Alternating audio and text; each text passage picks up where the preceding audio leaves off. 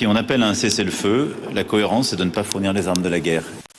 Cette déclaration du président français Emmanuel Macron, elle a suscité la colère chez Benyamin Netanyahou, le premier ministre israélien. Car Israël dépend des livraisons d'armes, notamment celles des États-Unis. En fait, ce n'est pas la première fois que les relations entre les deux pays se tendent. Petit retour en arrière. 1947. Au Moyen-Orient, ce territoire il est disputé par des populations arabes en majorité musulmanes, qui y habitent depuis longtemps, et par des populations juives qui ont récemment immigré, notamment pendant la Seconde Guerre mondiale. Pour faire cohabiter les deux communautés, l'ONU propose un plan de partage de ce territoire en deux États.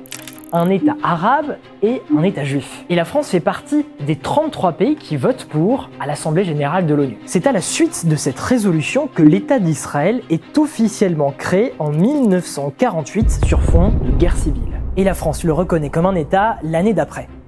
Dans les années 50, les deux pays se rapprochent, notamment sur le plan militaire. La France fournit des armes à Israël et participe activement au développement de son programme nucléaire. Mais en 1967, de premières tensions apparaissent. Israël est en guerre, la guerre des 6 jours, avec les pays arabes voisins, et la France, elle, soutient une stabilité dans la région. Elle suspend donc ses livraisons d'armes à Israël et demande son retrait des territoires palestiniens occupés. Dans les années qui suivent, la France tente plusieurs rapprochements avec Israël en vain.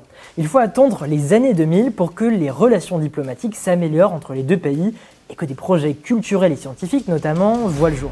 On était à une période plus ou moins stable, on n'était pas en guerre, et la guerre contre le terrorisme qui a impliqué beaucoup de la communauté internationale, contre notamment l'État islamique, a certainement créé des liens, y compris entre Israël et l'Égypte. Ceci étant dit, je dirais jamais que les relations sont très très bonnes. En 2022, la France a vendu pour 15 millions d'équipements militaires à Israël et en 2023, c'est le double selon Mediapart.